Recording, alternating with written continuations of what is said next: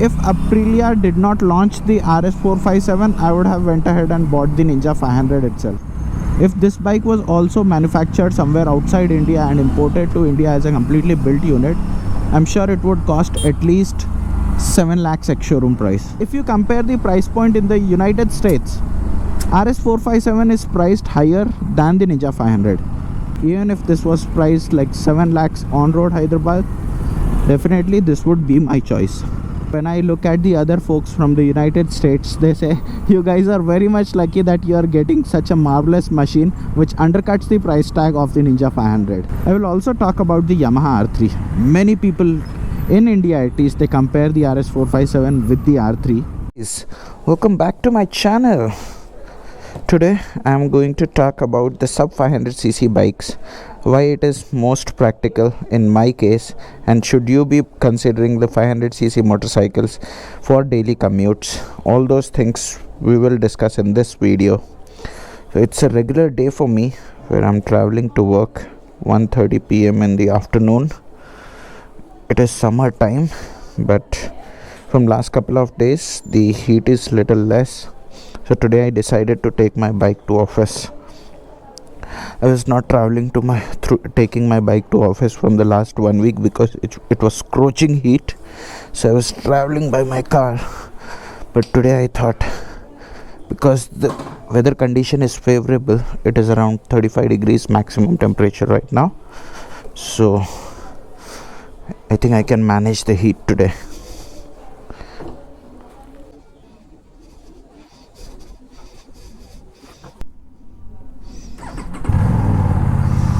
The outside temperature, the bike shows us 31 degrees Celsius. Let's go. Coming to the topic of this video, why did I consider 500cc bike? Should you also consider a 500cc bike for your daily commute? So let me explain you my situation first. So I stay 40 kilometers away from my workplace. I work at Gachibowli and I stay near Shamirpet. That is completely far end from each other. So I have to travel 40 kilometers every day. If I use any bike which is 200cc or lower, like any commuter bike, it takes a lot of time for me to reach my destination, and I don't want to spend so much time traveling. To avoid that time, I want something which is powerful in the city, and that's the reason why I purchased the Duke 390 in 2017. I traveled on Duke 390 from 2017 to 2024. Almost at the time when I purchased this bike, I was using the Duke 390 to go to my office, and I used to cover 40 kilometers in approximately 1 hour, depending on the traffic situation. So the advantage that you have with a powerful bike is that it does not take time for you to overtake someone. Whenever you find an open stretch of road, you can just accelerate the bike and you will cover the distance. Whereas if you are doing the same on a commuter bike, even a commuter bike will be able to reach 100 kilometers per hour. But the effort that you will have to make on that bike will be huge. So it is not at all recommended to push those bikes to its limits. Whereas these bikes, they can do 80-100 kilometers an hour just at being at their 50% of power band. At around 5,000-6,000 RPM, they'll do 100-120 kilometers an hour. So you need not push the bike at all. It becomes easy to cover the distance. You can also use a 200 or a 300cc motorcycle. That depends on you. How much is your budget and what is your riding style? So my requirement is that I don't want to own multiple bikes. I want to own only one bike and do everything with it. So that's the reason why when I wanted to upgrade from the Duke 390, I thought it has to be a parallel twin motorcycle for sure. I was not going to go with a single cylinder motorcycle, and the bike should not have more than 500cc of capacity. The reason why I did not want more than 500cc is because more than 500cc bikes, the engine size will be huge. They will heat up a lot in the city, and they will weigh a lot. So the weight of the motorcycle also becomes a factor if you are riding every day in the city. If you are an occasional rider, as in you take your bike out only on the weekends or take it out for long drives, then you can go for 600cc and above. But if you want to keep only one motorcycle for fulfilling all your needs, I don't think you should go above 500cc. Because you will be using these bikes for daily commutes, the number of kilometers you will clock will be more. The more number of kilometers you clock, that's the number of more services that you will have to do in shorter span of time. So it will definitely take a hit on your pocket as well. And the bikes which are less than 500cc, they cost somewhere around 5,000 to 7,000 rupees for a service. Whereas if you go 600cc and above, that will at least cost you 10,000 and above. Now coming to the mileage is roughly the same. Even if you are owning a 500cc or a 700cc, 600cc bike, there will be hardly any difference. As in, if you ride hard and fast this bike also will give you nothing more than 20 to 22 kmpl. Even a 650cc bike will give you the same. So mileage does not make any difference. The major difference would be the tires, the chain sprockets, the clutch set, which you will have to replace every 10 or 15,000 kilometers. So on a sub 500cc bike, the tire size is 150 mm. So 150 mm of tire will not cost you more. Whereas if you go a segment above in the 600cc category, let's say Ninja 650 for a matter of fact, the tire size is 160 mm, and those tires will cost you 15 to 20,000 rupees. So it is definitely going to increase the cost of ownership. And the chain sprocket as well. So the chain sprocket of these bikes will cost around 4 to 5,000 rupees. But the chain sprocket of the 600 and above cc segment bikes will cost you more than 15,000 rupees easily. So again, it is a pinch to your pocket. So you need to think twice before you buy 600cc bikes for your daily commutes. Definitely, if your wallet permits, you can go for those as well.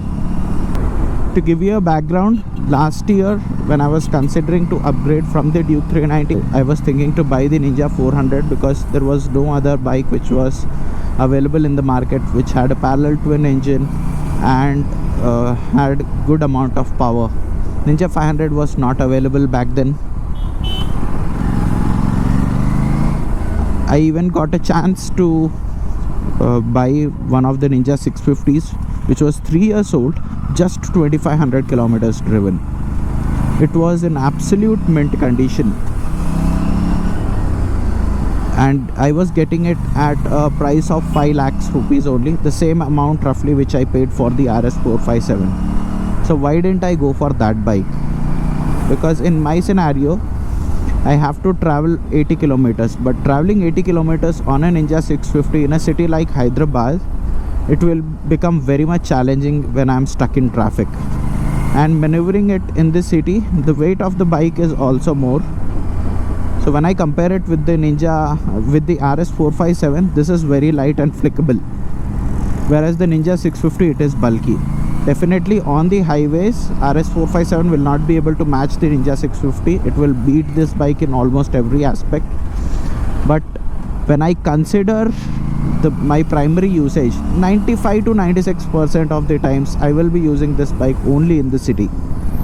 Only on the weekends I am going to take it out. So just for the weekends, I cannot spoil my entire week. So that's the reason why I went ahead and bought the RS 457. For someone who wants to have two different bikes, then they can have a sub 600cc bike and a sub 500cc bike as well. So where sub 500cc bike will be used for daily commutes, and sub 600cc category bike or even a liter class bike, that will be used for the weekend rides or the touring aspect. But those bikes can definitely not be used in the city. If you are staying anywhere far than 10 kilometers from your workplace. And also 600cc and above segment bikes, you will not be able to use their actual potential in the city. So what is the point of riding that bike every day when you are not able to use it? Even this bike's potential, you will not be able to use it completely in the city, but at least 60 to 70% of the performance you will be able to use it every day. The rest 30% of the performance I can use it on the weekends or my highway trips or my long rides. I can use it completely. Now coming to the reason why I bought the RS 457, because Ninja 400, it is a very nice bike. It is a very good bike, but when you see the ground clearance, it is very less, somewhere around 130 mm, and you will not be able to live with a 130 mm ground clearance bike in the city. In almost every speed breaker that bike will touch. It becomes a headache if you are in a hurry and you are going fast, you encounter a speed breaker and then you hit your belly pan. That is not a nice experience I wanted to have. So in the month of September, Aprilia announced that they are going to come up with this bike, and that's when I decided I should wait for this bike and let me see what all specifications it had. And in the month of December 2023, they released the official spec sheet where I saw the power and torque figures, and most importantly the torque. It was making the peak torque just at 6500 rpm. That's when I was sold, and then I decided I will have to buy this bike. And I went ahead and booked the bike on the day of launch itself. That's on 15 December, midnight 12 they opened the bookings, and the same day I have done the payment, and that's how I got the first motorcycle in the country. When I compare the Ninja 500 with the RS 457, I feel the price of Ninja 500 is very high. Though the price they kept it same as compared to the Ninja 400, they launched it at the exact same price, that is 5,30,000 ex showroom. Even Ninja 400 was priced at 5,30,000 ex showroom. I was okay buying the Ninja 400 till the time Aprilia did not announce this bike. And to be frank enough, if Aprilia did not launch the RS 457, I would have went ahead and bought the Ninja 500 itself, because there was no other competitor in the market. When it comes to the comparison between Ninja 500 and the RS 457, RS 457 is a clear winner in all the aspects, because it is priced very attractively here in India, at least because it is made in India, so we don't have the custom duty import taxes which is added by the government. So the price of the bike is very aggressive, whereas when you compare to the Ninja 500, it is priced at 5.3 lakhs ex showroom, that is around 6.5 lakhs on road. So that's a very hefty price tag. The reason is the Ninja 500 is imported as a completely built unit. If suppose RS 457 was also a completely built unit imported from some other country, it would have costed at least 6 lakhs ex showroom, I believe, not less than that. And even at that price point, it would still make sense, because it offers more features, more power. Everything is better in the RS 457 when you compare it with Ninja 500.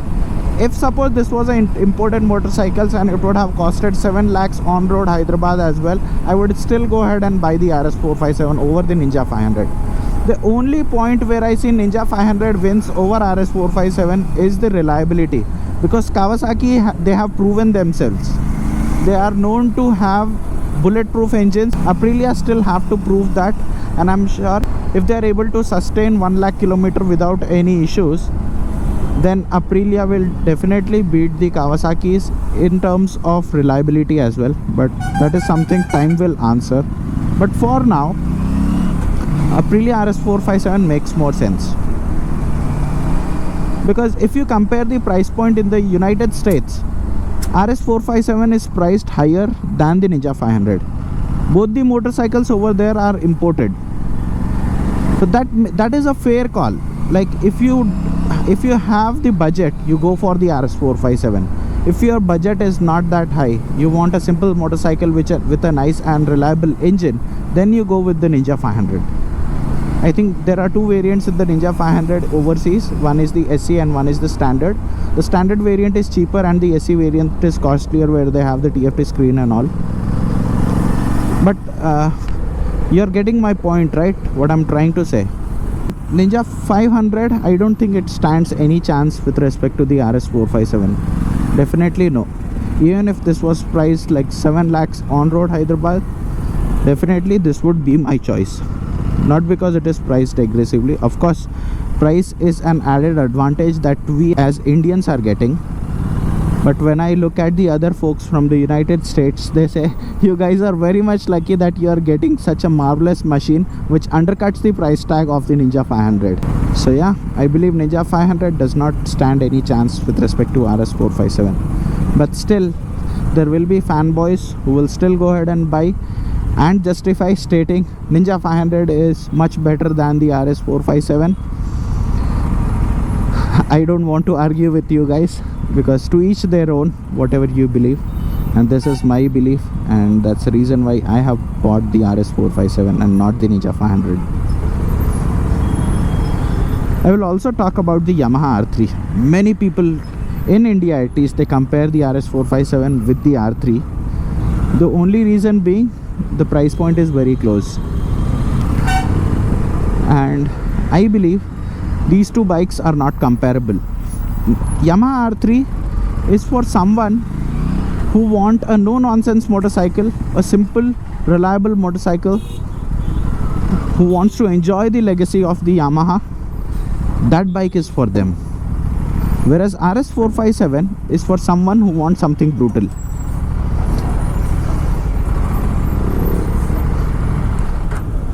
I don't know why people every time they keep comparing the Yamaha R3 with the RS 457.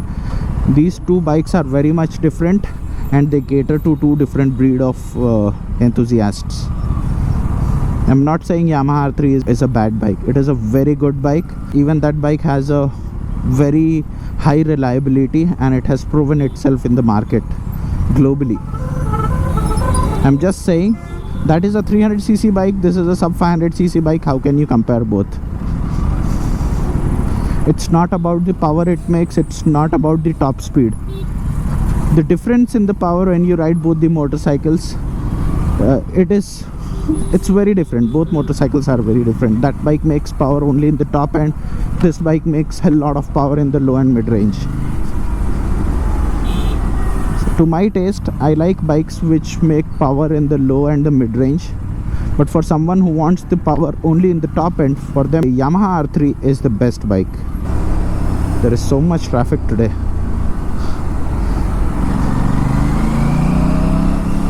On the console it shows 40 degrees Celsius outside temperature, because it's the month of May and we are in the peak summers. Many of you guys were asking when am I going to get the quick shifter and other accessories installed on this bike. So there is good news. The dealership here in Hyderabad, they have taken the preferences from the users. So they contacted me and asked what all accessories I would like to buy, so that they can place an order with the company, and then it should arrive in next couple of days, weeks or months, I'm not sure, but they are placing the orders. So as and when it arrives at the showroom, I will get it installed. I'll give a full review of how the quick shifter is performing. And yeah, the quick shifter is not just for upshift. The quick shifter comes with the auto blipper, because this bike has an electronic throttle, so auto blipper will be there as standard. For the bikes which does not have electronic throttle, if there is a conventional cable, there is no option to add the auto blipper. Only quick shifter is possible for those bikes. But for this bike, auto blipper will also be there, so you will have to wait for that. I also see many people commenting about the exhaust. They want me to change the exhaust on the RS 457. In almost every video, 50% of the comments are with respect to exhaust only. I want to ask you guys, where do I find the exhaust for RS 457? There is only one website, SC Project, who has teased that they are going to come up with a full system exhaust for the RS 457, but even that is just mentioned as coming soon. There is no expected date. and even when it is launched, it will be first available in the countries where it is manufactured. It will take a lot of time to arrive here in India. And to be frank, I don't feel like changing the exhaust system on this bike. It has a beautiful sounding exhaust. The stock exhaust does the job for me. I don't think I should change it. And also, changing the exhaust means that the warranty will be void. I don't want to play around with the warranty, so that is another reason. I hope your questions with respect to the exhaust is answered now. It's 2 p.m. right now, and this is the traffic situation in High-Tech City. From 9 a.m. till 1 p.m. this area is completely packed. So I prefer either traveling before 9 a.m. or after 1 p.m. But even after 1 p.m. I still have to face this heavy traffic. And all this is IT crowd which is going to work. You see that side? That side does not have any traffic. Only this side has the traffic. After 4 p.m. this side will be free, and that's it. That side will be jam-packed. Imagine riding on a 600cc bike at situation like this. You will go mad with the heat. Even this bike is pumping out a lot of heat on my legs, but very less when you compare it with the 600cc's. Someone who is staying, let's say 5 kilometers, 6 kilometers, they can ride every day. They can take their 600cc bikes to office almost every day, but not for someone like me. I have almost reached my office, and it's time to end the video. So yeah, that was all about a sub 500cc bike that I wanted to talk about in this video. Keep subscribed to my channel, post your thoughts in the comment section below, and I will see you in the next video. Till then, bye bye.